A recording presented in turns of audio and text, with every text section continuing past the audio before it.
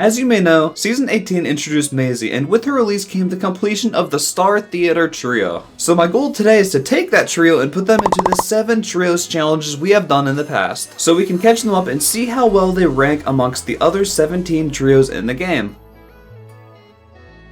The first contest that the Starr Theater Trio will be doing today is the Skulls Broken Challenge. The Retropolys Gang holds the title for this challenge with a total of 474 skulls broken, and we will see how well the Starr Theater Trio can compete. Brawlers are permitted 1 gadget, 1 super, and 1 attack, and starting off with Fang, his gadget already clears a lot of area. And to follow up, his attack clears some area, and his super only gets 3 skulls, but Fang still totals 179 skulls destroyed. Next up we have Buster, whose only use comes from his regular attack. With that being said, he's only able to destroy 23 skulls. And finally, we have Maisie, who's able to right away clear a big circle with her super and then cover some area with her attack and gadget, totaling 103 skulls. The trio will then total 305 skulls, which puts them in 7th place out of all 18. Next up we have the 3 ammo damage test, where both Maisie and Buster get a star power to help raise their damage. Although Maisie's finishing gadget doesn't work on the safe, this trio is still able to do as much as 20,358 damage. However, this number puts them in 13th place out of all the trios. Next up we have the Supers Damage Challenge, and that's when things start to become a disaster. We have Buster, who doesn't directly damage at all with the super, and then Maisie and Fang, whose supers are more geared towards groups, and as a result they deal only 3,360 damage altogether. That puts them in 16th place out of all the trios.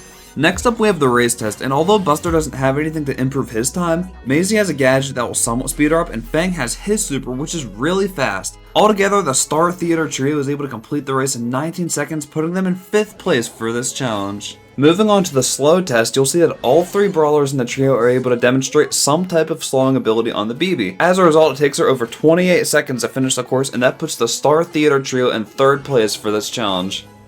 Coming up next, we have the Timed Safe Takedown Challenge, where the Starr Theater Trio seems to be punished due to their low damage output. As a result, it takes them over 13 seconds to bring down the safe, and it puts them in 13th place out of all the trios. And get ready for this one. The last challenge that the Starr Theater Trio will be doing is the Break Some Walls Challenge. So here, you can watch them shamefully try and break the walls but be unsuccessful, and as a result, they get tied for last place. As you may notice, this trio placed below half on 4 of the 7 challenges.